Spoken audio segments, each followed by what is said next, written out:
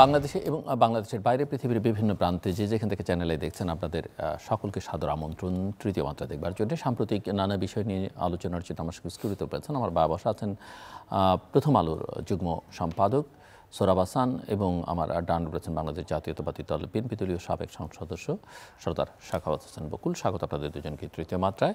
Mister Sohrab Hasan, কবে দেখেন নির্বাচন, জাতীয় সংসদ নির্বাচন? 2025 সালের মধ্যে।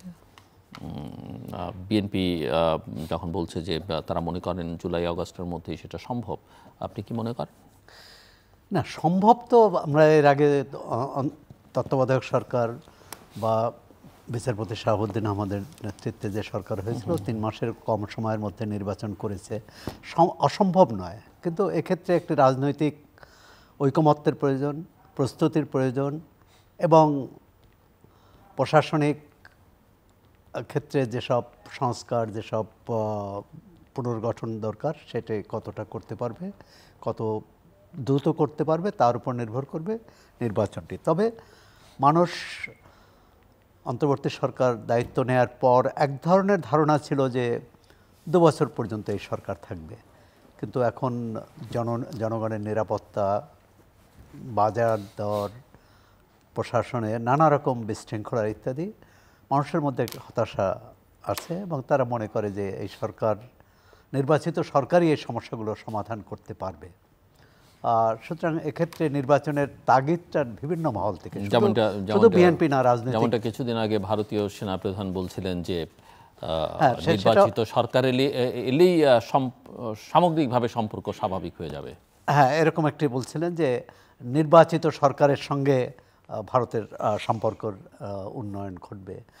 এরকম শুধু যে ভারত বলছে, চীনের যে পররাষ্ট্র উপদেষ্টা এখন চীনে আছেন, তারাও কিন্তু এই 5 মাস সময় নিয়েছে দেখার জন্যে যে, এবং তারাও রাজনৈতিক স্থিতিশীলতা এবং শেষ কথা যে নির্বাচিত সরকারের সঙ্গেই একটা দীর্ঘস্থায়ী বন্দোবস্তের যে বিষয়, সম্পর্ক উন্নয়নের বিষয়। কারণ এই সরকার যদি ইউনূস সাহেব যে প্রধান উপদেষ্টা যে শেষ সময়সীমা দিয়েছেন, তাতেও কিন্তু আগামী বছর জুন, তা 1.5 বছর, এবং এটি চলে যাবে। তো সুতরাং তারা চায় যে নির্বাচিত সরকারের সঙ্গে আর সম্পর্কের নতুন বন্দোবস্ত। এবং আপনি যখন ভারত বা চীনের কথা বলছিলেন, বাংলাদেশের সঙ্গে নানাভাবে সবচেয়ে সম্পর্কিত যে দেশগুলো, প্রভাবশালী দেশগুলো, যুক্তরাষ্ট্র বলি বা ইউরোপিয়ান ইউনিয়নভুক্ত দেশগুলো বা যুক্তরাজ্যের কথা বলি, তারা মুখে যাই বলুন, কিন্তু তাদের ডিপ্লোম্যাটদের সঙ্গে যখন নানা জায়গায় কথাবার্তা হয় অফ দ্য রেকর্ড, তাতে প্রত্যেকের মধ্যে এক ধরনের উদ্বেগ লক্ষ্য করা যায় যে বাংলাদেশ একটা ভিন্ন ডিরেকশনে, তারা একটা গণতান্ত্রিক বাংলাদেশ, লিবারেল ডেমোক্রেটিক বাংলাদেশ হবে এই অভ্যুত্থানের মধ্য দিয়ে, সেখান থেকে অন্য একটা ডিরেকশনে চলে যাবার একটা লক্ষণ বা কেউ সেখানে নিয়ে যাবার চেষ্টা করছে। এটা নিয়ে একটা এক ধরনের উদ্বেগ আমি অনেক সময় দেখতে পাই। আপনি কি, আপনার মধ্যে সেরকম উদ্বেগ কাজ করে না? আপনি সেরকম লক্ষণ দেখেন? আপনি তো বলছেন যে বাইরের যারা দূত, যারা বাংলাদেশকে গণতান্ত্রিক দেশ দেখতে চান, তাদের মধ্যে এই উদ্বেগ বা একটা উৎকণ্ঠা। বাংলাদেশের ভেতরে জনগণের মধ্যে তো এটি উৎকণ্ঠা যে একটা স্বৈরাচারী ব্যবস্থার অবসানের পর বাংলাদেশ গণতান্ত্রিক ধারায় চলবে, এবং গণতান্ত্রিক ধারায় মানে সেখানে হচ্ছে মানে বাংলাদেশের যে এত 53 বছর ধরে যে রাজনীতি, সেটি আওয়ামী লীগ হোক, বিএনপি হোক, জাতীয় পার্টি হোক, এক ধরনের মধ্যপন্থা কিন্তু সবাই অবলম্বন করেছে। সেই মধ্যপন্থা থেকে ডান দিকে ঝুঁকে যাবে, এটি নিয়ে একটা শঙ্কা তো আছেই। সামাজিক ক্ষেত্রে এক ধরনের পরিবর্তন যেটাই উদ্বেগ তৈরি করে। আপনি দেখুন যে নির্বাচন কমিশন ভোটার তালিকা করবে, তাতে যদি কেউ দাবি করেন কোনো পক্ষ থেকে যে আমরা ছবি ছাড়া ভোটার তালিকা দিই, আমরা ছবি দিয়ে ভোটার তালিকা করব না, ছবি দিয়ে ভোটার তালিকা করব না, অথবা মুখ দেখানো যায়।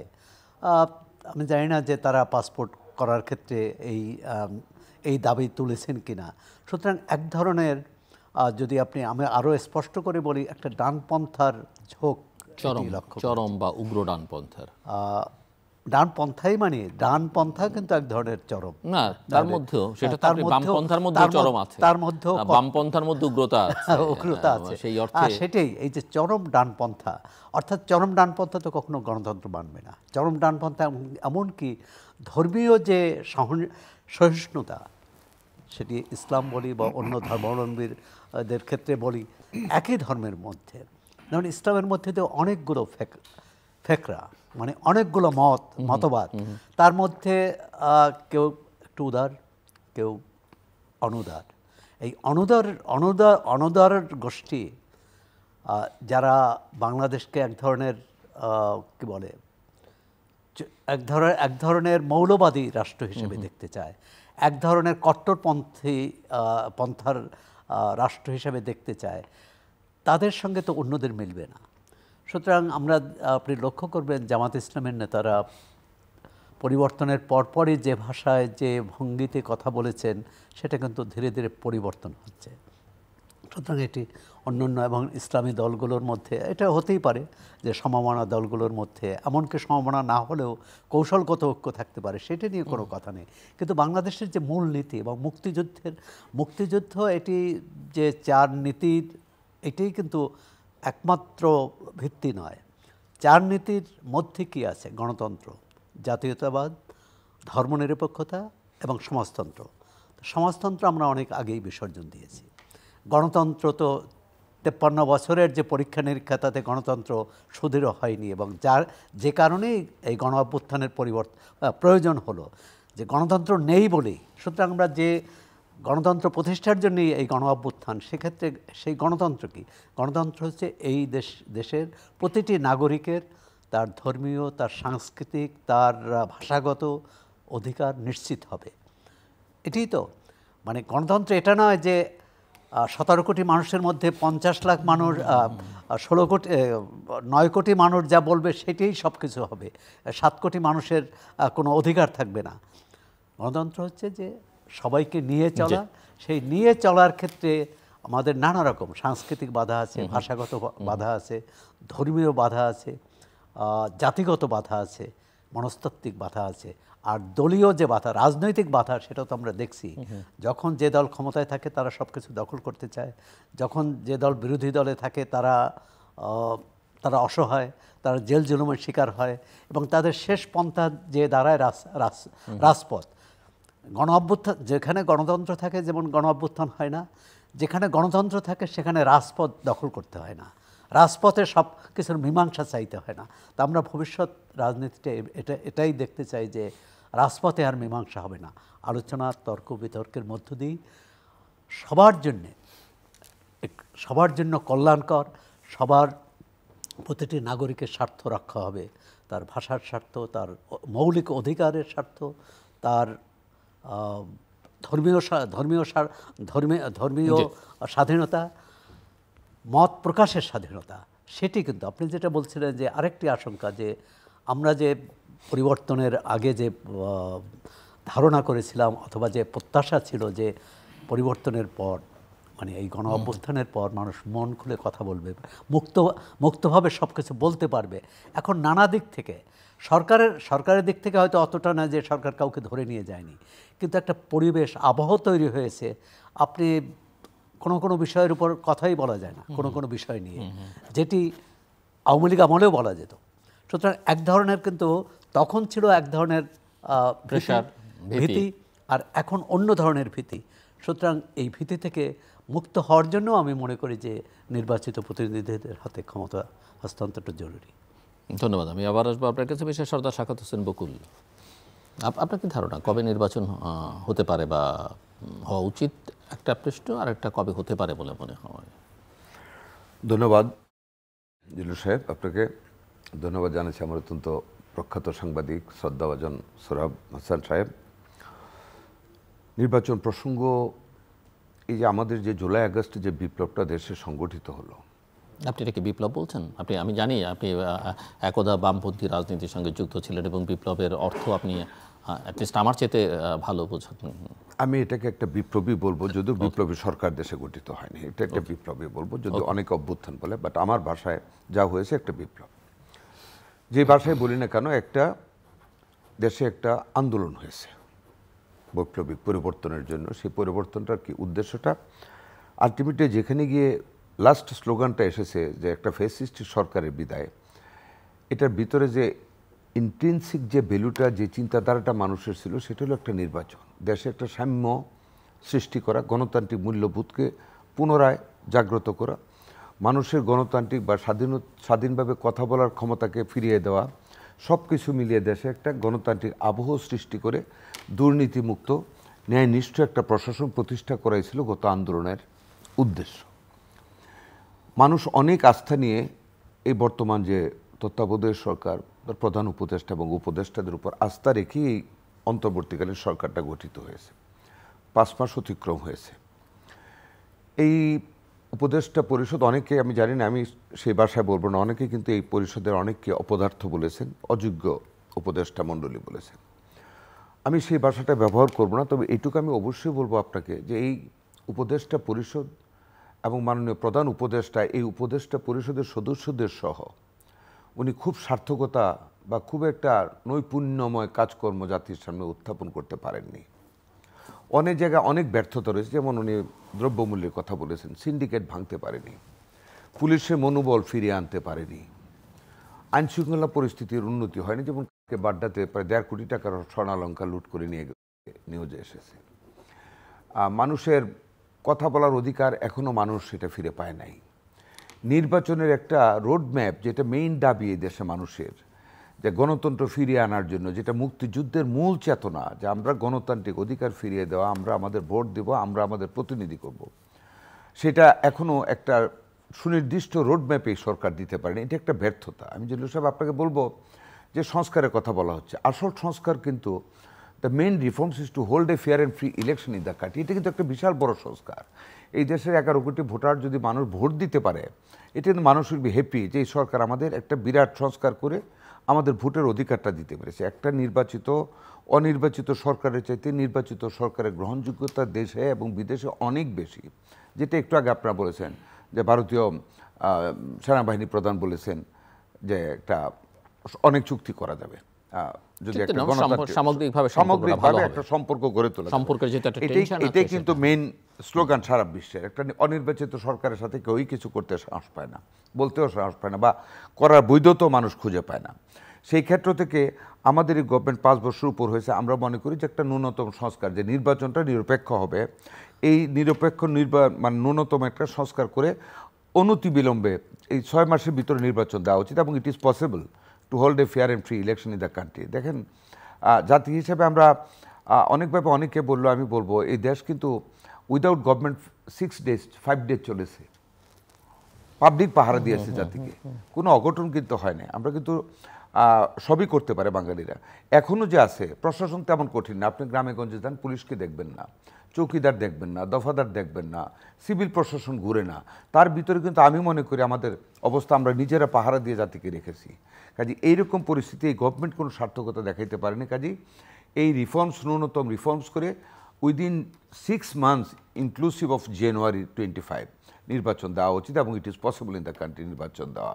এবং এই গভর্নমেন্ট একটা আস্থা হারিয়ে ফেলেছে জাতির, যে আস্থা নিয়ে তারা এসেছিল ক্ষমতায়, মানে জাতি সে আস্থা ওনাদের উপর রাখতে পারতেছে না। কাজেই আমি মনে করি যে আমরা চাই না দে শুড বি ডিসক্রেডিটেড, বা ডক্টর ইউনূস সাহেব আমাদের কাছে গর্বের একজন মানুষ, আমি চাই না যে উনি ডিসক্রেডিটেড হোক। আমি চাই না। একটা প্রশ্ন আপনাকে করতে চাই যে অনেকগুলো সংস্কার নিয়ে তো অনেক আলোচনা হচ্ছে, বহু বছর ধরে আলোচনা হচ্ছে, এবং এই সরকার অনেকগুলো সংস্কার কমিশন করেছে, এবং এই আগের সরকারের মতো উন্নয়ন না গণতন্ত্র, এবার নির্বাচন না সংস্কার, এই বিতর্কও আমরা দেখতে পাচ্ছি। কিন্তু সংস্কার কমিশনগুলোকে সকল রাজনৈতিক দল ইনক্লুডিং ইয়োর পার্টি আপনারা সাপোর্ট দিয়েছেন, আপনাদের সুপারিশ মালা দিয়েছেন, আমরা সাপোর্ট দিয়েছি, কিন্তু তাদের সঙ্গে মিটিং করেছেন, সবই করেছেন। কিন্তু সংস্কারের যে সুপারিশগুলো, সংস্কারের যে প্রস্তাব বা সরকারের যে সংস্কার করবার যে বক্তব্য, সেটার প্রতি সেই অর্থে কোনো সমর্থন কিন্তু আবার আমরা দেখছি না। আমার কাছে মনে হচ্ছে সেটা কেন 96-এর 91-এর মানে গভর্নমেন্ট ইলেকশনের আগে, যখন শাহাবুদ্দিন সাহেবের আগে একটা কিন্তু অল পার্টি একটা ইউনানিমাস সিদ্ধান্ত হয়েছিল যে সংসদীয় গণতন্ত্র করবে, সেটা কিন্তু দ্যাট ওয়াজ নট এ ল, এটা একটা এগ্রিমেন্ট, এটা মরাল অব্লিগেশন ছিল, নৈতিক গুরুত্ব এটা অনেক বেশি ছিল। When we came in to the power in 1991 BNP, তখন কিন্তু আমরা প্রেসিডেন্সিয়াল ফর্মকে হেরিডেট করেছি। বাট ওই যে একটা এগ্রিমেন্ট যে সংসদীয় গণতন্ত্র করা, আমরা কিন্তু সংসদীয় কমিটি মিটিংয়ে বক্তব্যগুলি রেখেছি আমাদের নেত্রী বেগম খালেদা জিয়া ওই মরাল ভ্যালিউজের উপর, অল পার্টি এগ্রিমেন্টের উপর উনি কিন্তু সংসদীয় গণতন্ত্রটা প্রতিস্থাপন করলেন আবার সংসদে। এখন যেই সংস্কারগুলি আসতেছে, যেটা আপনি চাচ্ছেন জানতে আমার কাছ থেকে, আইন কমিশনের আইনের সংস্কার, বিচার বিভাগের সংস্কার, নির্বাচনের সংস্কার, বিভিন্ন জায়গায় যে সংস্কার, দুর্নীতি দমন কমিশনের সংস্কার, অফকোর্স উই সাপোর্ট দিস, এবং আমাদের দলের পক্ষ থেকে তাদেরগুলি দেখা হচ্ছে। এবং আমাদের যেটা 31 দফা, balancing of power in between the president and the prime minister, a prime minister should not be more than 2 period, আইন বিভাগ এবং বিচার বিভাগের মধ্যে একটা ভারসাম্য, এগুলি কিন্তু আমাদের 31 দফার ভিতরে অনেকগুলি আছে যেগুলি কিন্তু রিফর্মসে আসতেছে। এখন এই সংস্কারগুলি থেকে সকল রাজনৈতিক দলগুলি যেটাকে হাইলাইট করবে, দিস শুড বি রিফর্ম, এই রিফর্মসগুলি জাতির জন্য হতে হবে আগামী সরকারের জন্য। ওই রিফর্মসটা তো সরকারকে করতে হবে। সুতরাং let that government to be formed, election then, একটা নিরপেক্ষ নির্বাচনের মাধ্যমে যে সরকার আসবে, এখন সকল রাজনৈতিক দল এবং কমিশনগুলি মিলে যে চূড়ান্ত সংস্কারের কথা বলবে, that government shall be bound to reforms on that line, সেটা করবে। কারণ সংসদ ছাড়া তো আপনি সংস্কার করতে পারবেন না। সংবিধানের সংস্কার করেন, দুর্নীতি দমন কমিশন করেন, দেয়ার মাস্ট বি লজ, আর ওই লজগুলি ইনঅ্যাক্ট করতে হলে you must need a neutral government, নির্বাচিত সরকার। অনির্বাচিত সরকারের কোনো অথরিটি নেই কিন্তু এসব সংস্কার করার, যেগুলি আমরা আসতেছি ওগুলি সব বললে সময় হবে না, এগুলি কিন্তু সংসদের মাধ্যমে করতে হবে। কাজেই এখন আমাদের প্রাইম ইম্পর্টেন্স হলো to hold a free and fair election, এবং সেটা 6 মাসের ভিতরে সম্ভব। আমাদের ভোটার তালিকা রেডি, 1 সপ্তাহের ভিতরে নতুন ভোটার তালিকা ইয়ে হয়ে যাবে, এটা আপনি করবেন। এগুলি ধরেন, এই যে আরেকটা বলেছেন 21, মানে কন্ট্রোভার্সিয়াল ইস্যুতে আপনার যাওয়া উচিত না, যে 21 বছরে মানে 17 বছরে ভোটার হয়ে যাবে। এখন আপনি সংবিধান অনুযায়ী প্রাপ্তবয়স্কের ডেফিনিশনটা কি, হোয়াট উইল ডু? প্রাপ্তবয়স্কের তো একটা ডেফিনেশন আছে। আপনি যদি এখন 17 বছরকে প্রাপ্তবয়স্ক বলে ভোটার অধিকার দিয়ে দেন, the boy after 17 who will do some crimes in the society, তাকে আপনি কোন আইনে এখন বিচার করবেন? তাকে ফাঁসি দিতে তো পারবেন না। 17 উপরে হইলে আপনি আইনে আছে সে 18তে প্রাপ্তবয়স্ক, 18 পরে হলে ফাঁসি দিতে পারবেন, এর আগে দিতে পারবেন না। এখন 17তে যদি আপনি তাকে ভোটার করেন, গিভিং রিকগনিশন অফ এডাল্ট, তা আপনি তো আইন চেঞ্জ করলেন না। এখন যদি এই 17 বছরের একটা প্রাইম করে আপনি তাকে ফাঁসিতে ঝোলাতে পারবেন না। কাজে এই যে কন্ট্রাডিক্টরি স্টেটমেন্ট, এগুলি এখন করা উচিত না। এগুলি লেট দ্য সংসদ টু ডিসাইড ইট। আমাদের কথা হলো এখন আমরা নির্বাচন চাই, এই দেশের মানুষ নির্বাচন চাচ্ছে। এই গভর্নমেন্ট, এই ইন্টারিম গভর্নমেন্ট কোনো জায়গায় সাকসেসফুল হতে পারতেছে না। দেখেন স্টুডেন্ট, আমাদের 25% ইয়াং জেনারেশনের ভোট, এই ছাত্ররা লেখাপড়া করে কি করবে গভর্নমেন্ট কিন্তু বলতে পারতেছে না। যেটা আমরা এখন আমাদের 31 দফাতে এনেছি, যে আমরা তাদেরকে ভাতা দিব যতদিন চাকরি না হয়, আমরা এডুকেশন স্টাইল চেঞ্জ করব যাতে করে চাকরি হয়, সার্ভিস ওরিয়েন্টেড এডুকেশন দেব। এইগুলি কিন্তু এই জাতিকে আপনার এই 25% ভোটারকে আপনার শো করতে হবে তাদের জন্য। এই গভর্নমেন্ট কিন্তু সেখানে ব্যর্থ, দ্রব্যমূল্য নিয়ন্ত্রণ করতে ব্যর্থ, আইন শৃঙ্খলা পরিস্থিতি নিয়ন্ত্রণ করতে পারতেছে না, কোনো সংস্কারও সেইভাবে এখনো করতে পারতেছে না। কাজে এগুলির বাদে আমি মনে করি ন্যূনতম সংস্কারের ভিত্তিতে within this running 6 months they should hold a fair and free election, এবং এটাই জাতির প্রত্যাশা। আমরাও দলের পক্ষ থেকে এটাই চাই, ইলেকশন চাচ্ছি এখন। মিস্টার সোহরাব হাসান, আপনি শুনছিলেন, এবং আমি একটু যদি ওই যে সংস্কার প্রস্তাবগুলোর প্রসঙ্গে যাই, এবং সেটি নিয়ে সবাই সহযোগিতা করছেন বটে, কিন্তু সংস্কারগুলো সরকার করতে পারবে বা তাকে এই জায়গায় সহযোগিতা করতে হবে সেই জায়গায় কেউ নেই, কারণ অনেকেরই আস্থার সংকট আছে। না, এটি বড় সমস্যা তৈরি করেছে রাজনৈতিক অঙ্গনে। বকুল ভাই যেটা বললেন তার সাথে একমত হয়ে বলতে হবে, এখানে রাজনৈতিক দলগুলোরও ঘাটতি আছে, তাদের মধ্যে বোঝাপড়ার অভাব আছে। একদল যেটি দাবি করছে অন্য দল সেটি নাকচ করে দিচ্ছে। সেটা তো হতেই পারে, সে কারণে তারা আলাদা আলাদা রাজনৈতিক দল করছে, সেটা তো হতেই পারে। সরকারের পক্ষে সেটি মোকাবেলা করা কিন্তু অনেক সময় কঠিন। যেমন রাষ্ট্রপতির প্রসঙ্গে এক পক্ষ বলল যে তাকে বাদ দিতে হবে, আরেক পক্ষ বলল যে রাখতে হবে, আর শেষমেশ যারা রাখতে বললেন তাদের কথাই মানা হলো। ঘোষণাপত্রের ক্ষেত্রেও কিন্তু একই ঘটনা ঘটল। আরও অনেকগুলো যেটা প্রকাশ্যে আসেনি। এই যে মানে বকুল ভাইয়ের প্রতি শ্রদ্ধা রেখেই বলছি, তার বক্তব্যের প্রতি, রাজনৈতিক দলগুলো যে নিজেরা যারা নির্বাচিত হবেন অথবা নির্বাচিত হবেন না, মানে কেউ সরকারে থাকবেন, কেউ তো বিরোধী দলে থাকবেন, তারা যে নির্বাচনের পর গণতান্ত্রিক আচরণ করবেন পরস্পরের প্রতি এবং জনগণের প্রতি, এই নিশ্চয়তা কীভাবে? এটি আসলে ঠিক এই 6টি 10টি কমিশন কমিশন দিয়েই করা সম্ভব তা নয়, তবে কমিশন একটা ভিত্তি হতে পারে, একটা সনদ হতে পারে যে এর বাইরে কেউ যাবে না। অনেকেই বকুল ভাই বললেন 3 জোটের রূপরেখা, 3 জোটের রূপরেখা স্পষ্টভাবে ছিল না যে সংসদীয় পদ্ধতিতে, কারণ ওইটা নিয়ে কিন্তু বেশ বিতর্ক হয়েছে।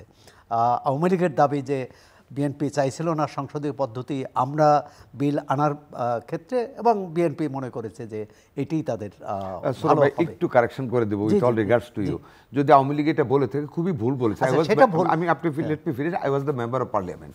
আমরা প্রথম সংসদের অধিবেশনে বসার আগে পার্লামেন্টারি পার্টি মিটিংয়ের সিদ্ধান্ত হয়েছে, আমাদের নেত্রী কনক্লুডিং বক্তব্য দিয়েছেন যে যেটা 3 জোটের যে রূপরেখা, এটা মরাল ভ্যালুজ আছে, লিগ্যাল ভ্যালুজ না থাকলেও আপনি প্রসিডিংসটা দেখেন এখন ওনার বক্তব্যের আছে, এবং উনি সিদ্ধান্ত দিলেন পরবর্তী সংসদে আমরা বিল আনলাম, যে আওয়ামী লীগ বিল আনে নেয়, আমরা এনেছি। আচ্ছা আচ্ছা ঠিক আছে, কিন্তু 3 জোটের যে রূপরেখায় কিন্তু সংসদীয় পদ্ধতির কথা ছিল না, ছিল সংসদ হবে সার্বভৌম। হ্যাঁ, তার মানে কি? হ্যাঁ, মানে না, পদ্ধতি পরিবর্তনের কথাটি কিন্তু 3 জোটের রূপরেখায় স্পষ্টভাবে ছিল না। আচ্ছা, যদি থাকতোই তাহলে কিন্তু এই যে বিতর্ক হলো, সমাজ বিতর্ক হলো কিন্তু এই আপনার ক্ষমতা গ্রহণের পর এই সংসদীয় পদ্ধতিতে, মানে অর্থাৎ দ্বাদশ সংসদেরই পাশ করা পর্যন্ত, সম্ভবত আগস্টে এটা পাশ হয়। সুতরাং এই 6-8 মাস কিন্তু বিতর্ক চলেছে যে হবে কি হবে না এটি নিয়ে। আচ্ছা, ওইটা কিন্তু আমি উদাহরণ হিসাবে বললাম। এখন যেটা হচ্ছে যে এই যে আমাদের এখানে তো রাজনৈতিক, এটি ব্রিটিশ আমল থেকেই বা পাকিস্তান আমল থেকেই, ব্রিটিশরা ধরে নিলাম ঔপনিবেশিক শাসনে ছিল, যে ক্ষমতাসীন এবং বিরোধী এ দুটো সবসময় মুখোমুখি অবস্থান, যখনই যারা ক্ষমতায় এসেছে। একমাত্র কিছুটা কাজ করেছিল, আপনি যদি বলেন 91 এবং 96 এক ধরনের সংসদ, তাও সংসদের অর্ধেক সময়। মানে প্রথমত হচ্ছে সংসদীয় পদ্ধতি আমরা চালু করেছি, কিন্তু সংসদকে কার্যকর করতে পারিনি, কোনো সংসদেই না। বিরোধী দল কিছুদিন বা 1-1.5 বছর পরেই তারা বয়কট করছেন, আর সরকারি দল সেই সুযোগ নিয়ে সব কিছু চাপিয়ে দিয়েছে। আমি বলছি যে সেটা যে হবে না, সেই নিশ্চয়তা রাজনৈতিক দলগুলোর কাছ থেকে আসা উচিত। আরেকটি বিষয়, বকুল ভাই জানেন, আপনি সক্রিয়, মানে এলাকায় সক্রিয়, সারা দেশেও আপনি পরিস্থিতি দেখেন যে দলের ভেতরে যে গণতন্ত্র, সেটা কতটা তৈরি করা গেছে, সেটা কতটা অনুসরণ করা গেছে। আমরা তো দেখি যে এই পরিবর্তনের পর বিভিন্ন জায়গায় বিএনপি বড় দল বলে তার সেখানে সংঘর্ষ বেশি, অন্য দলেও আছে, কিন্তু এই যে এটি সংঘর্ষ বন্ধ করা, এমনকি বেশ কয়েকজন বিএনপির নেতাকর্মী মারাও গেছেন এই অভ্যন্তরীণ সংঘাতে, যেটা আওয়ামী লীগ ক্ষমতায় থাকলে তাদেরও অনেক মারা গেছে। মানে এই রাজনৈতিক সংস্কৃতিটা কিভাবে পরিবর্তন করা যায়, এক্ষেত্রে আমি মনে করি যে এই সরকারের গঠিত কমিশনের চেয়েও রাজনৈতিক দলগুলোর দায়িত্বটা অনেক বেশি। হ্যাঁ, আপনি 31 দফায় সরকার কিভাবে পরিচালিত হবে, রাষ্ট্রীয় সংস্কারের কথা বলা হয়েছে, কিন্তু দলীয় সংস্কার কিন্তু সেখানে প্রায় অনুপস্থিত। মানে দল যেভাবে চলছে, বকুল ভাই এখানে আছেন, বিএনপির যে গঠনতন্ত্র, সেই গঠনতন্ত্র কি গণতান্ত্রিক? জাতীয় পার্টির গঠনতন্ত্র কি গণতান্ত্রিক? আওয়ামী লীগের গঠনতন্ত্র কি গণতান্ত্রিক? আমরা অন্য দলগুলো বাদই দিলাম। নির্বাচনের মাধ্যমে নেতৃত্ব তৈরি, হ্যাঁ, কিছু কিছু জায়গায় দৃষ্টান্ত হয়েছে। বিএনপি যখন বিরোধী দলে ছিল, এই আওয়ামী লীগের সময় বিভিন্ন জায়গায়, সিলেট ইত্যাদি জায়গায় তারা কিন্তু সেটি নির্বাচনের মাধ্যমে করেছে। কিন্তু এমন নিশ্চয়তা কী হবে যে 80% না পারলেও যে 80% কমিটি আমরা নির্বাচনের মাধ্যমে করব, এমনকি কেন্দ্রীয় নেতৃত্ব প্রতিটি পদে নির্বাচন হবে। মানে আমি বলছি এই অঙ্গীকার বা এই ব্যবস্থা তৈরি, মানে তাদের মনস্তত্ত্বের মধ্যে কতটা আছে এবং সেটাই আপনার প্রতিপালিত হবে। জি, মিস্টার সর্দার শাকাত হোসেন বকুল। দেখুন সৌরভ সাহেব, আমি একটা কথা আপনার সাথে বলি, যেটা রাজনৈতিক আচরণের যে নিশ্চয়তার কথা বলেছেন, বা সংসদে সরকারে গেলে রাজনৈতিক দল এবং বিরোধী দলের যে একটা ডিফারেন্স, একটা সরকার যখন গঠিত হয় বা একটা দল যখন সংসদে ট্রেজারি ব্রাঞ্চে যখন থাকে, বিরোধী দল মুখোমুখি থাকবে, এটাই কিন্তু আমরা আশা করি, এটাই গণতান্ত্রিক চর্চা। বাট যেটা আপনি বলেছেন যে সংসদ ভয়কট করা, অরাজনৈতিক আচরণ করা, that should be avoided, but that must be avoided. But বিরোধী দলের দায়িত্বই হলো কিন্তু সরকারি দলের ভুলগুলি বের করে চিল্লাফালা করে পৃথিবীর সকল সংসদে তাই দেখবেন, এটাই হচ্ছে। আরেকটা হলো যে সংসদীয় গণতন্ত্রের যে আচরণ বিধিমালা অনেক সময় লঙ্ঘিত হয়, পৃথিবীর সকল দেশে হয়, বাট বয়কট করে সংসদকে অকার্যকর করে দিয়ে মানে রাষ্ট্রীয় ক্ষমতা যাদের হাতে সেই ট্রেজারি ব্রাঞ্চকে একচিটিয়াভাবে যা খুশি তা করে দেওয়ার যে সংস্কৃতি আমাদের দেশে হয়েছে অতীতে, আমি কোনো পার্টিকুলারলি কোনো দলের কথা বলতেছি না, স্বাধীনতার পর থেকে যেটা হয়েছে, হ্যাঁ, সেই জিনিসটা হওয়া উচিত না। ওই জন্যই কিন্তু রিফর্মস এসেছে, যেখানে আপনি বলেছেন আমাদের রাজনৈতিক দলগুলিতে গণতন্ত্র আস্তে আস্তে আপনি ওভারনাইট কিছু আশা করা কিন্তু ঠিক না। আপনি দেখেন যেমন আমাদের নেতা জনাব তারেক রহমান সাহেব, আজকে থেকে 1 বছর আগেও যদি ওনার বক্তব্য দেখেন আর গত লাস্ট 1 ইয়ারে যদি ওনার বক্তব্য দেখেন, মানে you will see a very big difference, what a development of thoughts, মানে ওনার নিজের মধ্যে এসেছে যে এই যে আমাদের 31 দফাটা, আমি আশা করি আপনি বোধহয় পুরাটাই পড়েছেন, সেখানে কিন্তু আমাদের দলের ভিতরেও গণতন্ত্রের চর্চা প্রত্যেকটা লাইনের ভিতরে এসেছে কিন্তু, যেমন আপনি ধরেন এই যে প্রধানমন্ত্রী, তাহলে কিন্তু আপনাদের গঠনতন্ত্র পরিবর্তন করতে হবে হবে হবে এখন তো গঠনতন্ত্র তো এই মুহূর্তে আমরা এখন এটা করতে পারতেছি না, যেহেতু একটা we are taking our preparation for the next election. আমরা কিন্তু এই যে 2বারের বেশি প্রধানমন্ত্রী হতে পারবে না, বা দলীয় প্রধানের যে ব্যাপার, আইন পরিষদ এবং যেটা ব্যালেন্সিং অফ পাওয়ার করা বিচার বিভাগের মধ্যে, তারপর দেখেন উচ্চ কক্ষ এবং নিম্ন কক্ষ করা, এটিকে আপনি মনে করেন দলের গঠনতন্ত্র পরিবর্তন হবে না? হতে হবে। এবং এটা কতটুকু গণতান্ত্রিক মানসিকতা থেকে এই জিনিসটা এসেছে যে উচ্চ কক্ষ এবং নিম্ন কক্ষ করা। উচ্চ কক্ষটা কারা হবে? আপনাদের মতো লোক, আপনাকে মিন করতেছি না, মনে করেন যারা হয়তো নির্বাচন করতে চাচ্ছেন না, but they have enough knowledge to contribute for the development of the nation and for enrichment of the democracy and economy of the country, ওই সেকশনটাকে আমরা আমাদের দলের পক্ষ থেকে বলা হয়েছে we will invite them to come in to the upper house. Upper হাউসে ওই শ্রেণীটা আসবে যারা নির্বাচন করবে না বা নির্বাচন করতে পারবেন না বা নির্বাচন করে আসতে চান না কিন্তু কন্ট্রিবিউট করতে চান towards the development of the nation, সেখানে কিন্তু ওই লোকগুলিকে আপার হাউস আনবে। আমরা যারা ইলেকশন করে আসবো will seat in the lower house. এটা কিন্তু একটা বিশাল ডেমোক্রেটিক চর্চার কথা আমাদের নেতা জনাব তারেক রহমান সাহেব 31 দফায় ইনকর্পোরেট করেছে। এমনিভাবে অনেকগুলি জিনিস কিন্তু বলেছে যেগুলি সম্পূর্ণ গণতান্ত্রিক চর্চা।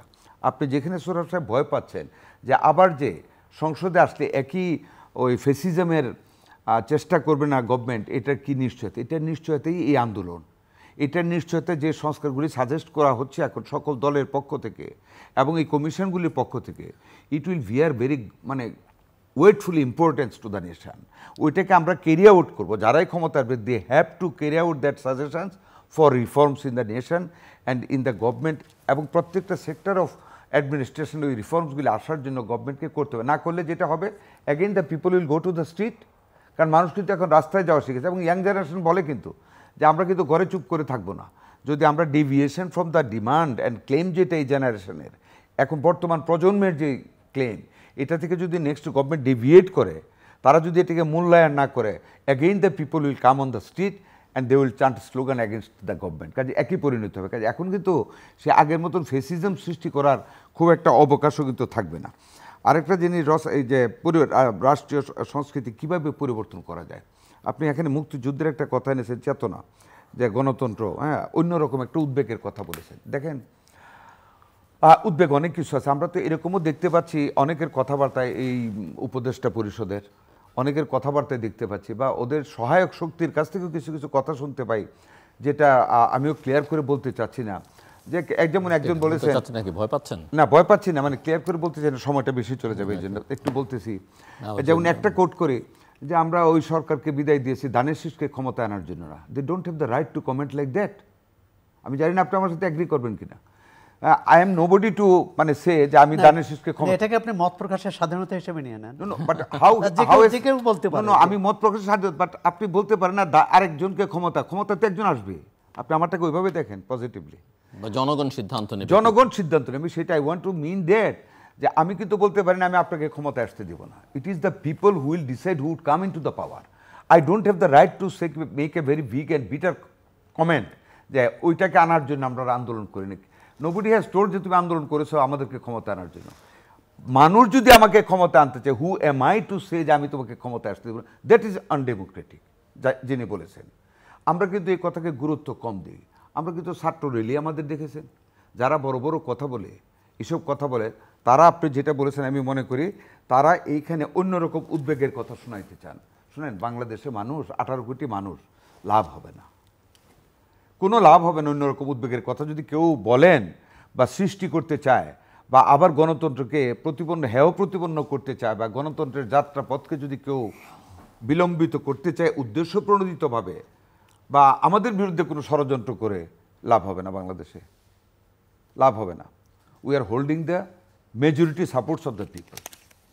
কাজেই সেইখানে পিপলসকে বাধাগ্রস্ত করা কারো পক্ষে সম্ভব হবে না। আমরা যদি if we loose for our own activities, যে আমাদের প্রতি মানুষের আস্থা নেই, আরেকজন আসবে, বাট পিপলস বেস যারা তারাই কিন্তু আসবে ক্ষমতায়, তাদেরকে দিতে হবে যাওয়ার জন্য। কাজেই অন্যরকম ভাবধারা থেকে যদি জাতিকে কেউ মুক্তিযুদ্ধের চেতনা থেকে অন্যদিকে নিয়ে যেতে চায়, হ্যাঁ, এটা ভালো হবে না, এটা কিন্তু প্রতিরোধ করা হবে। এই জন্য আমরা বলছি উই ওয়ান্ট ইলেকশন, এবং আমরা উই মিন যে government must declare the election within this 6 months। Mister Sardar শাখাত হোসেন বকুল, একটা ধারণা অনেকেই এই ন্যারেটিভসটা আপনি শুনেছেন যে বিএনপির জনপ্রিয়তা ধীরে ধীরে কমছে, কেননা চাঁদাবাজি, দখলবাজি এগুলোর মধ্যে বিএনপি ব্যস্ত হয়ে পড়েছে সারা দেশে। জিল্লুর সাহেব, আমি একেবারেই যে যারা বলে আমি একমত না এর সাথে, যেমন চাঁদাবাজি বাড়ছে আপনি বলেন। আপনাকে একটা কথা আমি বলি, আপনি তো একটা ইন্টেলিজেন্ট সোসাইটির একজন সদস্য, আমাকে একটা কথা আপনি প্রশ্নের উত্তর দিবেন এখানে, বা সৌরভ ভাই আছেন আমার খুব রেসপেক্টেড লোক, উনি দিলেই ভালো। হ্যাঁ, উনি দিলে হবেন।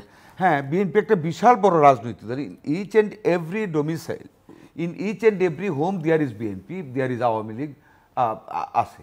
এত বড় একটা দলে আমাদের সন্ত্রাসী থাকতে পারে, চাঁদাবাজ থাকতে পারে, বাট আপনি দেখবেন, আমি সৌরভ ভাইয়ের কাছে আমার প্রশ্নের উত্তর হচ্ছে যে প্রথম থেকে from the very first fall of the fascist regime, আমাদের গভর্নমেন্টের যে চিফ বস আমাদের এখন ভারপ্রাপ্ত চেয়ারম্যান তারেক রহমান সাহেব, এবং আমাদের নেত্রী বেগম খালেদা জিয়া রুগ্ন অবস্থায় হসপিটাল থেকে 7ই আগস্টে বক্তব্য দিয়েছেন পল্টনে যে আমরা প্রতিহিংসার রাজনীতি করব না, আপনারা করবেন না, আইনকে হাতে তুলে নেবেন না, মানুষের মনে আঘাত পায়, কষ্ট পায় এমন কোনো কাজ করবেন না। আমি মনে করি আমরা কিন্তু জাতিটাকে পাহারা দিয়েছি যখন দেয়ার ওয়াজ নো গভর্নমেন্ট। তার ভিতরেও কিছু খারাপ কাজ হয়েছে, আমি বলবো না যে আমরা দুধে ভাতে একেবারে তুলসী দোয়া মানুষ হয়ে গেছি, অন্যায় করেছে, বাট আমাদের নেতা জনাব তারেক রহমান, আমাদের অনেক সিনিয়র লিডার দল থেকে বহিষ্কার হয়েছে এই কারণে, আন্ডার শোকজ আছে, পানিশমেন্টে আছে। এর বাইরে আর কি করব, একটু সাজেশন দেন আমাদের। এর বাইরে আর কি আমরা করব? ধন্যবাদ। ওই গোষ্ঠীর আমাকে একটা সাজেশন আপনারা দিবেন, তাইলে আমরা ওইটা করার অনেক কিছু আছে, বলেন একটু সাজেশন দেন। আচ্ছা, আমরা বহিষ্কার করেছি, ঠিক আছে, আমরা শোকজ করেছি, এর বাইরে কি করব এটা বলেন। বকুল ভাই বলেছেন দ্বিকক্ষ বিশিষ্ট পার্লামেন্টের কথা, খুবই ভালো পদক্ষেপ, বলবে অনেকেই ভালো প্রস্তাব। আর দ্বিকক্ষ বিশিষ্ট পার্লামেন্টের সংখ্যাটা এই, যখন একটি দেশের এই মুহূর্তেও যে দাঁড়িয়ে বলি যে প্রায় সব পেশাজীবী কোনো না কোনো দলীয় ব্র্যাকেট বন্দি, আপনি সেটা মিডিয়ার 5 আগস্টের মিডিয়ার চেহারা দেখেন আর এখনকার চেহারা দেখেন, তখন এক ধরনের দলীয়করণ ছিল, এখন আরেক ধরনের দলীয়করণ। এখন সেটি প্রতিষ্ঠান রক্ষার জন্যে হোক, ব্যবসা রক্ষার জন্যে হোক, এটি হয়েছে। সুতরাং এটি কিন্তু গণতন্ত্র নয়। দ্বিকক্ষ বিশিষ্ট পার্লামেন্টের কথা বলেছেন। 2001-এর নির্বাচনের আগে একটা বেশ দুই আওয়ামী লীগ বিএনপির যখন আন্দোলন তুঙ্গে, এটি 2001-এর নির্বাচনের আগে দুটি বুদ্ধিজীবী কমিটি হলো, একটি হচ্ছে 101 বুদ্ধিজীবী কমিটি, এর বিপরীত হলো 201 বুদ্ধিজীবীর কমিটি। প্রথমটা সম্ভবত আওয়ামী লীগ করেছিল, দ্বিতীয়টা বিএনপির, মানে তাদের সমর্থন নিয়ে, মানে সারা দেশের বুদ্ধিজীবীরা ভাগ হয়ে গেলেন। এই যে এই ধারা যদি চলতে থাকে, এবং এখনও দেখুন ঢাকা বিশ্ববিদ্যালয় বলেন বা যে কোনো বিশ্ববিদ্যালয়, যে কোনো পেশাজীবীর মধ্যে যে কোনপন্থী, নীলপন্থী সাদা, নীল দল সাদা দলের কথা তো আমরা জানি। আমরা যদি সত্যিকারভাবে এভাবে প্রতিষ্ঠানকে রাষ্ট্রের ক্ষমতার বাইরে রাখতে পারতাম, যে ঢাকা বিশ্ববিদ্যালয় মনে করুন বা সংবাদপত্র, তারা স্বাধীনভাবে কাজ করবে, তাদের কর্মীরা কাজ করবে, তাদের মালিকরা স্বাধীনভাবে কাজ করতে পারবে, এবং সেখানে কোনো রকম নিয়ন্ত্রণ থাকবে না। আবার তারা যদি এই প্রতিষ্ঠান ব্যবহার করে অসাধু উপায় অবলম্বন করে, তার বিরুদ্ধে ব্যবস্থা নেওয়া হবে। তাহলে এই দ্বিকক্ষ বিশিষ্ট, আপনি যেটা চেয়েছেন যে সরাসরি রাজনীতি করে না, দেশের জ্ঞানী গুণী ব্যক্তি, বুদ্ধিজীবী, শিক্ষাবিদ, এরা এসে এই রাজনীতিকে রাজনীতিকে সমৃদ্ধ করবে। এখন সেটা কিন্তু মানে যদি এরকম নির্বাচন হয় তো আপনি 6 মাস না হলে 1 বছরের মধ্যে হবে, তারপর দ্বিকক্ষ বিশিষ্ট পার্লামেন্ট বাকি 3 মাসের মধ্যে হবে। এই পরিবর্তনটা সম্ভব কিনা, মানে এই পরিবর্তনটা আপনি ওই যে আপনি বলছেন রাতারাতি হবে না, একদিনে হবে না, কিন্তু তাহলে কবে হবে? মানে বিএনপির ভারপ্রাপ্ত চেয়ারম্যান যেসব পদক্ষেপ নিয়েছে দলীয় শৃঙ্খলার জন্য সাধুবাদ জানায়, কিন্তু তারপরও শৃঙ্খলা ফিরেনি, এটাও কিন্তু স্বীকার করতে হবে। তারপরও নরসিংদীতে একজন বিএনপির নেতা মারা গেছে, হবিগঞ্জে মারা গেছে, আরও অনেক জায়গায়, একজন ফরিদপুরে। একেবারেই এটি অভ্যন্তরীণ যে কে আগামী দিনে ওই আসনের প্রার্থী হবেন, এটি নিয়ে দুই পক্ষের মারামারিতে একজন মারা গেছে। তা আমি বলছি যে রাজনৈতিক সংস্কৃতির যে সংস্কৃতিটা আমরা চাই, অর্থাৎ গণতান্ত্রিক সংস্কৃতি, কেউ খবরদারি করবে না, নিয়ন্ত্রণ করবে না। এতদিন ছিল এক ধরনের নিয়ন্ত্রণ, এখন দলের ভিতরে 3 জন হলে 2 জন যেদিকে অন্যজনকে কাবু করতে চায়। এটা হচ্ছে আমাদের কি বলে, এটি যে সব ক্ষেত্রে সব জায়গায় তাও নয়, কিন্তু এটি দলকে প্রভাবিত করে। আবার দলের কেন্দ্রীয় নেতাদের, এটা আমি বিএনপির শুধু বলছি না, সব দলের, আওয়ামী লীগ যখন ক্ষমতায় ছিল সব নেতারা নিজস্ব কোটারি করতেন যে আমার সমর্থক কত, এটা কত বাড়ানো যায়, জেলা পর্যায়ে, উপজেলা পর্যায়ে। এবং এক জায়গায় মারামারিতে গত আওয়ামী লীগের 15 বছরে বিএনপির যত নেতাকর্মীকে মেরেছে তার চেয়ে বেশি মারা গেছে তাদের নিজের দলের মধ্যে। প্রথমত ছাত্রলীগের অভ্যন্তরীণ কোন্দলে 71 জন শতাধিক লোকের নাম এসেছিল। সুতরাং এটি খুব কঠিন বকুল ভাই, যদি আপনারা সেই কঠিন সত্যের যে কঠিনের ভালোবাসিলাম সেটা যদি পারেন, দেশের মানুষ স্বাগত জানাবে, সাধুবাদ জানাবে। আর যদি ওই যে আপনি বললেন যে তাহলে আবার গণ অভ্যুত্থান হবে, আবার এরকম পরিবর্তন হবে, সেটি কিন্তু কোনোভাবেই প্রত্যাশিত নয়। দেশে তো ধরেন অনেক রকমের সমস্যা আছে, সংকট আছে, সব তো একটা অন্তর্বর্তীকালীন সরকার, যার সেই অর্থে জনসমর্থন বা জনগণের সঙ্গে সংযোগ নিয়ে তার পক্ষে সম্ভব না। কিন্তু আমি একটা জিনিস জানতে চাই যে এত জনসমর্থনের পরেও বা রাজনৈতিক দলগুলোর সমর্থনের পরেও দুটো ছোট্ট ইস্যু, মানে কমন ইস্যু, আমি ছোট না বলিও, একটা হচ্ছে আইন শৃঙ্খলা রক্ষা, আরেকটা হচ্ছে দ্রব্যমূল্য নিয়ন্ত্রণ। সেটা সরকার করতে পারছে না কেন? প্রথম হচ্ছে সরকারের অভিজ্ঞতার অভাব, বা আমাকে আপনি প্রস্তুতির অভাব। আমাকে আপনি বলেন যে দুটো সমস্যার সমাধান তারা খুব ভালোভাবে করতে পেরেছে, যে কোনো দুটো সমস্যা যে করতে পেরেছে। হ্যাঁ, তারা এখন পর্যন্ত জুলাই আগস্টে যারা মারা গেছেন তাদের তালিকা করতে পারেনি, যারা আহত হয়েছেন তাদের পাশে এই ফান্ড ওই ফান্ড নানা কিছু আমি শুনি, আজকে উনি ওই ফান্ডের দায়িত্বে থাকেন, কালকে সরে যান, কিন্তু সেই সমস্যার সমাধান হয়নি। ধরেন আপনি আপনার সঙ্গে আমার এই অনুষ্ঠানে আমরা digital security act, cyber security act নিয়ে প্রচুর কথা হচ্ছে। এটি আইন বাতিলেরও দাবি অনেকের আছে, এবং সরকার আছেন এমন অনেকে এটি বাতিল করবারও কথা বলেছেন। তারা সেই আইনটি বাতিল তো করেননি, এমনকি সংশোধন করে খসড়া যেটা করেছেন তার মধ্যে ওই পুরনো আইনের ধারাগুলোই রয়ে গেছে। আমি বলছি মানে কি পরিবর্তন হলো এখন? তাহলে সরকারটা কে চালাচ্ছে? যারা এখন সরকারে আছে তাদের অনেকেই কিন্তু নাগরিক সমাজের প্রতিনিধি, এবং আওয়ামী লীগ ক্ষমতায় থাকতে বা অন্য দল ক্ষমতায় থাকতেও তারা এইসব গণবিরোধী আইনের বিরুদ্ধে সোচ্চার ছিলেন। এখন তাদের হাত থেকে যদি আবার এই আইনই মানে জারি হয়, তো সেটা সবচেয়ে দুঃখজনক। আর আমি যেটাকে বলছিলাম, আপনি মামলা দেখেন, আপনি এয়ারপোর্টের লোকজনকে আটকে যাওয়া দেখেন, আপনি এনবিআরের ভূমিকা দেখেন, সব পুরনো স্টাইলই, কিন্তু নতুন কিছু না। এমনকি দুদক যেভাবে ব্যবহার করা হচ্ছে স্টাইলটা পুরনোই। সেটা হলে তো তাহলে খুবই হতাশা। না, সেটা হলে মানে কি আমার সেটা হলে হচ্ছে না, সেটা হচ্ছে। এবং সেটা এখানেই তো বকুল ভাই যেটা বললেন, যে সরকারের আর খুব বেশি দিন থাকার প্রয়োজনীয়তা নেই বা তারা পারছে না। এখানেই কিন্তু এই যে মানুষের মধ্যে হতাশা, মানুষের মধ্যে অনাস্থাটা আসছে। একটি সরকার নির্বাচিত অনির্বাচিত যাই হোক, আস্থার উপর, জনগণের আস্থার উপর কিন্তু নির্ভর করে। এটি আমরা সেনা সমর্থিত সরকারের ক্ষেত্রেও দেখেছি, এবারও দেখছি মনে হয়, কারণ এবার খুবই 6 মাসও হয়নি, এর মধ্যেই মানুষের মধ্যে কিন্তু অসন্তোষ দেখা দিয়েছে, ক্ষোভ দেখা দিয়েছে, এবং সবচেয়ে হচ্ছে হতাশা থাকলে নতুন কিছু যদি আশাই না করা যায়, তখন তাহলে তো এই সরকার থাকা না থাকা জনগণের কাছে সেটা খুব খুব প্রাসঙ্গিকতা তৈরি করে না। আর যে কথাটুকু বলছিলেন, এই যে আইনের কথা বললেন, আমরা ডিজিটাল নিরাপত্তা আইনের বিরুদ্ধে কথা বললাম, তারপর সাইবার নিরাপত্তা আইন হলো, সেটি কিছুটা সহনীয় হলো, কিন্তু সেটা একই ধারায়। এবং এখন সুরক্ষার নামে যেটা করা হচ্ছে, সুরক্ষাটা কার? সুরক্ষা যদি ক্ষমতাসীনদের সুরক্ষা হয়, তাহলে তো জনগণের ভয়ের কারণই আছে, এবং সেটা আমরা দেখছি। এবং যেটা আমি বলছিলাম যে আপনাকে, যদি শুধুমাত্র দুটো সমস্যার সমাধানের কথা বলি, একটা হচ্ছে আইন শৃঙ্খলা পরিস্থিতি, আর একটা হচ্ছে দ্রব্যমূল্য, সেটা তারা পারছেন না। আজকের দিনে দাঁড়িয়ে কেউ নিশ্চিত করে বলতে পারবেন না যে ব্যবস্থার মধ্যে বাংলাদেশ এখন আছে তাতে তারা একটা ভালো নির্বাচন আয়োজন করবার মতো সক্ষমতা রাখেন। আমি জানি না রাখেন কিনা আজকের দিনে দাঁড়িয়ে। আজকেই আমি কারণ আমরা অন্তর্বর্তীকালীন বা তত্ত্বাবধায়ক সরকার 3 মাসের মধ্যে বেশ কয়েকটি ভালো নির্বাচন করবার রেকর্ড আছে, তারা ইতিমধ্যে 6 মাসের মধ্যে সময় পার করতে চলেছেন।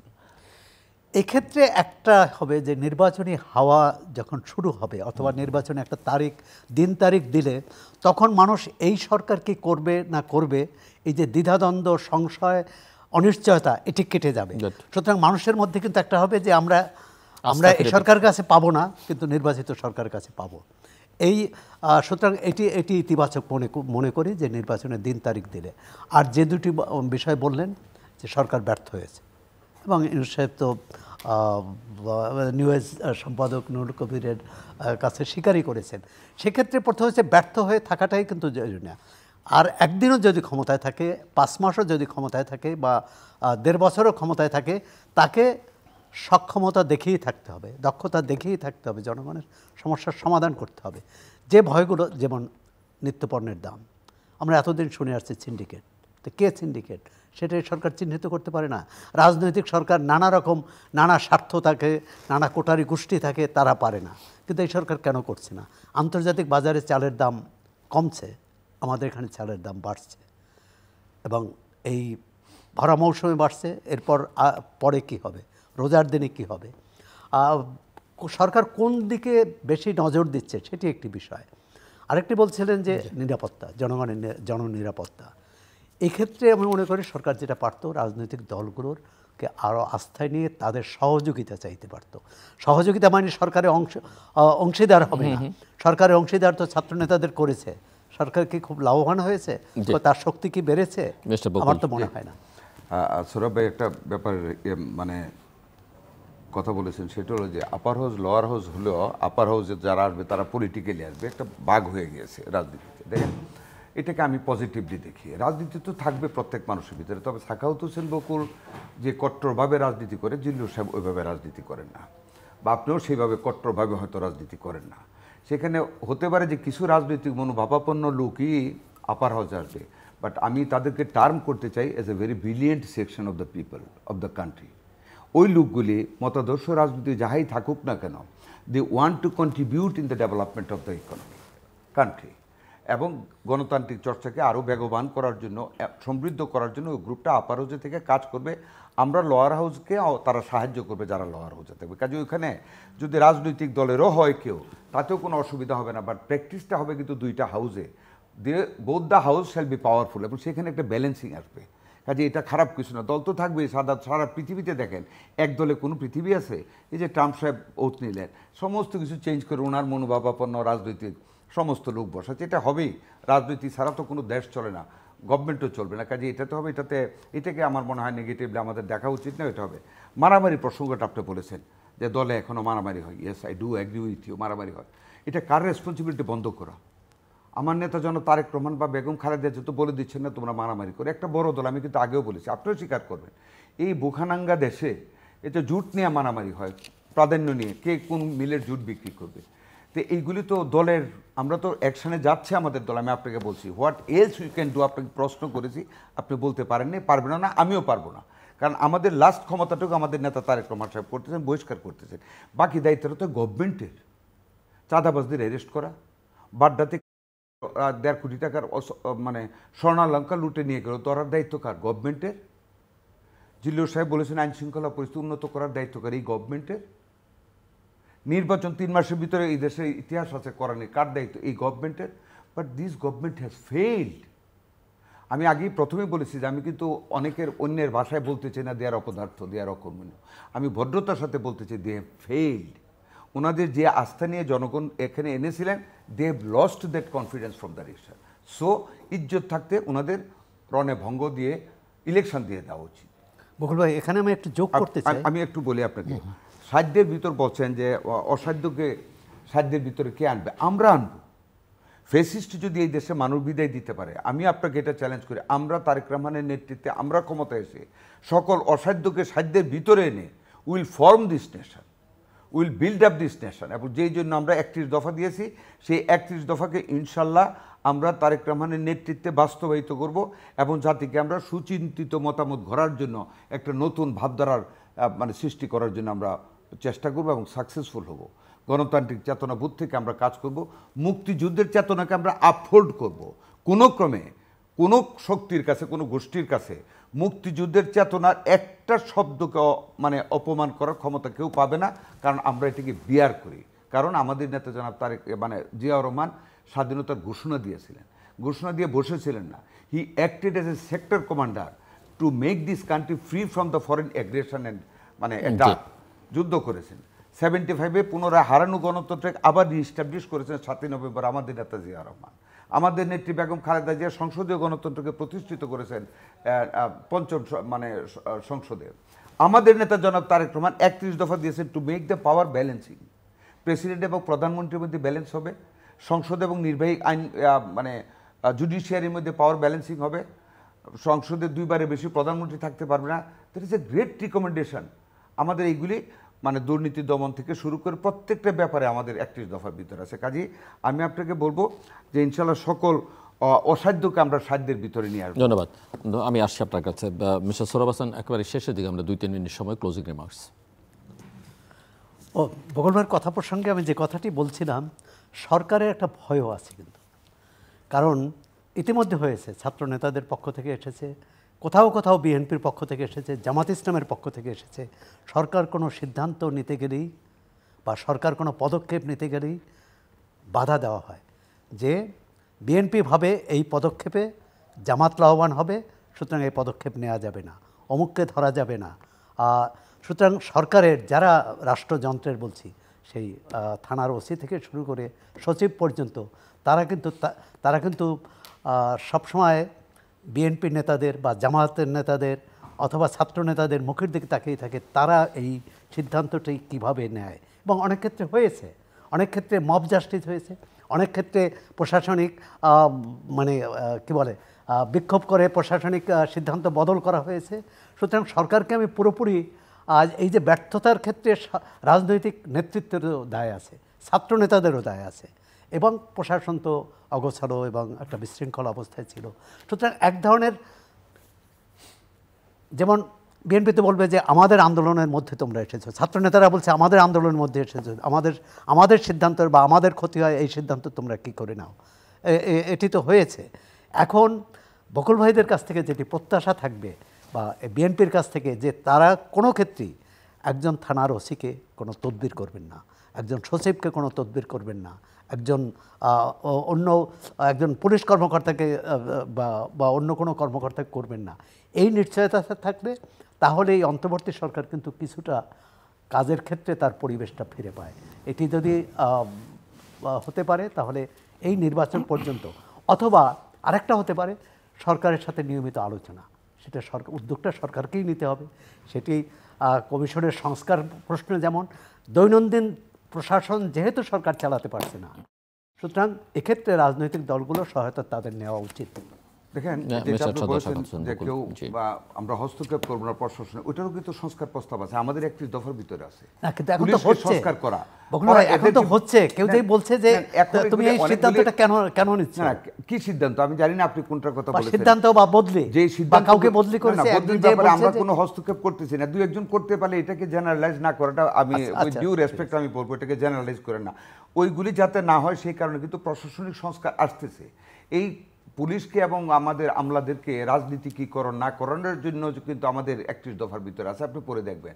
এবং যারা যারা এখন সংস্কারের প্রস্তাব দিচ্ছে আমাদের দলের পক্ষ থেকে এই জিনিসগুলি কিন্তু আছে। আমরা কিন্তু এটা চাই না যে পুলিশ আমার কথা শুনে আবার আপনার বুকে আমাদের সন্তানদের বুকে গুলি ধরুক, যেটা ফ্যাসিস্ট সরকার যেভাবে পুলিশকে গঠন করেছে এটা কিন্তু আমরা চাই না। যেমন এই সরকার পুলিশের ড্রেস চেঞ্জ করে ফেলছে, এটা কিন্তু আমি থাকলে করতাম না, আমার নেতা করতেন না মনে হয়। It's an unproductive investment in the country. এই ড্রেস পরিবর্তন করে তো আপনি পুলিশের মানসিকতাকে চেঞ্জ করতে পারবেন না। পুলিশকে তো খারাপ করেছি আমরা রাজনীতিবিদ, আমরা ইউজ করেছি ফর আওয়ার ওন ইন্টারেস্ট। ওই জায়গায় আপনাকে হাত দিতে হবে, সেটার জন্য আপনার রিফর্মসের প্রয়োজন। সেই রিফর্মস কে করবে? এই গভর্নমেন্ট তো পারবে না। That's why we demand N election. Election হলে সেই সংসদে আমরা এই সংস্কারগুলি করব এবং সেখানে যাতে আমাদের তদবিরে পুলিশ ট্রান্সফার না হয়, আমাদের তদবিরে যেন আমলাদের কাজ না করতে হয়, ওইগুলি তো সংস্কার হবে রাষ্ট্রে একটা স্বচ্ছতা আনার জন্য। কাজে যেটা আপনি সেক্ষেত্রে নির্বাচনের আগেই তো একটা মতৈক্য নির্বাচন আগে তো মতৈক্য হয়েছে, এই জন্য তো সংস্কার প্রস্তাবগুলি আসতেছে। এইগুলি থেকে অ্যামালগেমেট করে একসাথে এক করে বলা হবে যে এই সংস্কারগুলি আগামী গভর্নমেন্ট করবে এবং will be bound to do that, যাই আসে ক্ষমতায় সেটা করতে হবে। কাজে ওইটা আপনি এদিকে করেন আর এই দিক দিয়ে নির্বাচনে আপনি পরিস্থিতি মানে করেন, যেটা জিল্লুর সাহেব বলছেন নির্বাচনের ব্যাপারে। নির্বাচনের দিন তারিখ আজকে ঘোষণা করো, people will get ready for election. আমরা পাহারা দিবে এই দেশে 18 কোটি মানুষ নির্বাচন করা যাবে, সুন্দর নির্বাচন হবে। কারণ এখন তো পুলিশ রাত্রে ভোট কাটতে হবে না, গভর্নমেন্ট তো এটা ইনস্ট্রাকশন দিতে পারবে না যে রাত্রে ভোট কেটে দাও, ডিসির সাহস হবে না রাত্রে ভোট কাটার জন্য। কাজে we are mentally prepared for a free and fair election. কাজে গভর্নমেন্ট ইচ্ছা করলে 6 মাসের ভিতরে ইলেকশন দিতে পারে, যদি না দিতে চান there must be something behind it. সেটাকে আমাদের প্রোটেস্ট করতে হবে, প্রোটেক্ট করতে হবে, গণতন্ত্রকে নিশ্চয়তা দিয়ে আমাদের কার্যকর করতে হবে। এই যে মব জাস্টিসের কথা বলেছেন, এটার জন্য দায়িত্ব গভর্নমেন্ট। গভর্নমেন্ট মব জাস্টিসে অ্যালাউ করে কেন? আপনি প্রেসিডেন্টের যেটা আপনি কিছুটা টানতে চেয়েছিলেন রেজিগনেশন, প্রেসিডেন্টকে বাদ দেওয়ার ব্যাপারে তো মব জাস্টিস হওয়া শুরু হয়েছিল, বন্ধ হয়েছে তো। কীভাবে বন্ধ হয়েছে? আপনি একটা অগণতান্ত্রিক সাংবিধানের বাইরে গিয়ে আপনি কিছু করতে পারেন না। আজকে যদি আপনাকে প্রশ্ন করে ভাই প্রেসিডেন্টের যদি রিজাইন করতে বাধ্য করতে রিজাইন করতে, who would be the president? কাকে বানাইতেন, কীভাবে বানাইতেন, অন হুইচ ক্লজ কনস্টিটিউশনে? যাতে একটা বেকোয়ামে পড়ে যেত, একটা অসাংবিধানিক রাষ্ট্রে আপনি মানে পড়ে যেতেন। একদিকে আপনি বিপ্লবী সরকার গঠন না করে যে ভুলটা করেছে, প্রেসিডেন্ট রিজাইন করলে যাতে আবার সে অন্ধকারে নিমজ্জিত হয়ে যেত। সেই ক্ষেত্রে আমরা প্রটেস্ট করেছি প্রেসিডেন্টের রিজাইনের পিছনে, আর প্রেসিডেন্টকে বাদ দেওয়া যাবে না। We did the correct thing, we acted as per constitution of the country. জাতিকে রক্ষা করেছে বিএনপি সেখানে প্রেসিডেন্টকে রেখে, আমি মনে করি। আজকে আমরা বলবো, তখন আমরা এত জুড়ে বলিনি, বাট যতটুকু বলা বলেছি সেটা রক্ষা হয়েছে। মব জাস্টিসের বিরুদ্ধে এগুলি সকল কিছু এই গভর্নমেন্টের ব্যর্থতা। আপনি পুলিশের পোশাক পরিবর্তন করতে পারেন, আপনি আইন শৃঙ্খলা পরিস্থিতি আপনি আনতে পারেন না। আপনি দ্রব্যমূল্য যেটা ফার্স্ট হার্ড হিটেড পিপল, আপনি সেটাকে না করে আপনি উপর্যুপরি ট্যারিফ বসাতেন, আবার ট্যারিফকে এখন ইয়ে করলেন। আপনি 12 কেজির গ্যাসকে 200 টাকা জাম দিয়ে বাড়িয়ে দিলেন। চিন্তা করলেন না যে এখন আর গ্যাস ইউজ করা বিলাস না, লাকড়ি এখন নাই, পাওয়া যায় না, আপনি বন নষ্ট করতে পারবেন না। সেই আগের দিনে 100-200 বছরের পুরানা গাছ নেই, সব চারা গাছ আমাদের গ্রাম বাংলায় এখন, লাকড়ি পাবে কোথায়? মানুষ গ্যাস সিলিন্ডার ইউজ করে, সেটাকে আপনি কোথায় নিয়ে গিয়েছেন মূল্য? Give subsidy to this section. আমি আপনি বড় বড় কথা বললে তো হবে না। আমরা গভর্নমেন্টে গেলে আমরা ফার্স্ট হার্ড হিটেড পিপলের স্বার্থ রক্ষা করব। আমরা ছাত্রদের, বর্তমান স্টুডেন্টদের যারা 16-17 লেখাপড়া করতেছে তাদের চাকরির নিশ্চয়তা দেব। যতদিন না দিতে পারবে আমাদের গভর্নমেন্ট, আমাদের নেতা তারেক রহমান সাহেব বলেছেন তাদেরকে ভাতা দেওয়া হবে। আমরা এই পুয়ার পিপলগুলির জন্য জ্বালানিকে আমরা সহজলভ্য করব, কনজিউমার গুডসকে আমরা মানুষের রিচের ভিতরে আনবো। এগুলি আমাদের 31 দফার ভিতরে সকলগুলি আছে, আমরা এগুলি নিব। আর আমরা যেটা চাই, যদি আমার এটাই শেষ করতে হবে প্লিজ, আমরা নির্বাচন ফ্রি ফেয়ার একটা ইলেকশন এই 6 মাসের ভিতরে চাই। From the, we must count to the day from 1st January and it should be completed by 30th June 2025 or at best by July. দর্শক, অনুষ্ঠানের শেষ প্রান্তে আমরা সামাজিক যোগাযোগ মাধ্যম ফেসবুক, এক্স এবং ইউটিউবে তৃতীয় মাত্রা লাইভ স্ট্রিম হচ্ছে, আপনারা দেখতে পারেন। টেলিভিশনের পর্দায় দেখতে না পারলে যে কোনো সময় যে কোনো স্থান থেকে ইউটিউবে তৃতীয় মাত্রা চ্যানেলটি সাবস্ক্রাইব করে এই পর্ব বা পুরনো পর্বগুলো আপনারা দেখতে পারেন। মিস্টার সাদ্দাত শাখাওয়াত হোসেন বকুল এবং মিস্টার সোহরাব হাসান, অসংখ্য ধন্যবাদ এই আলোচনা অংশ নেওয়ার জন্য। দর্শক, নানা বিষয় নিয়ে আলোচনা করলাম আমরা। আমার অতিথিরা তাদের কথা এক জায়গায় করলে সরকার পারফর্ম করতে পারছে না, ডেলিভার করতে পারছে না, তার নানা দুর্বলতা ইতিমধ্যেই প্রকাশিত হয়েছে এবং সে দেশকে আসলে সরকার পুরোপুরি না হলেও তার একটা অংশ কোন দিকে নিয়ে যেতে চাইছে তা নিয়ে জনমনে একটা সংশয় তৈরি হয়েছে। রাজনৈতিক দলগুলোর উপরে মানুষের হতাশা আছে, ক্ষোভ আছে, এ কথা সত্যি। কিন্তু আপনি গণতান্ত্রিক রাজনীতিতে রাজনৈতিক দলের উপর নির্ভর করতে হবে, নির্বাচনের উপর নির্ভর করতে হবে এবং সব কথার মূল কথা জনগণকে সিদ্ধান্ত গ্রহণ করবার ক্ষমতা দিতে হবে। এবং সেই জায়গায় আমার দুই অতিথি এই জায়গায় একমত যে এখন আসলে একটি ভালো নির্বাচনের কোনো বিকল্প নেই। নিঃসন্দেহে দেশ গণতান্ত্রিকভাবে চালাতে হলে রাজনৈতিক দলগুলোকেও নিজেদের অভ্যন্তরে গণতন্ত্রের চর্চা করতে হবে। এই আলোচনাগুলো হয়েছে, আলোচনাগুলো নতুন কিছু না, অনেক পুরনো আলোচনা, কিন্তু সব কথার মূল কথা হচ্ছে যে একটা অস্থিতিশীলতা দৃশ্যমান, সেটা রাজনৈতিক, সামাজিক, অর্থনৈতিক সর্বক্ষেত্রে, এবং সেটা থেকে মুক্তির একমাত্র উপায় হচ্ছে এটি অবাধ, সুষ্ঠু, গ্রহণযোগ্য, অংশগ্রহণমূলক নির্বাচন। এবং সংস্কার যেটা প্রয়োজন সেটা দীর্ঘমেয়াদী প্রক্রিয়া, never ending process, continuous process. তো সংস্কার আপনি করবেন, মূলত সেটা করতে হবে ধারাবাহিকভাবে নির্বাচিত হয়ে যারা ক্ষমতা আসবেন তাদেরকে।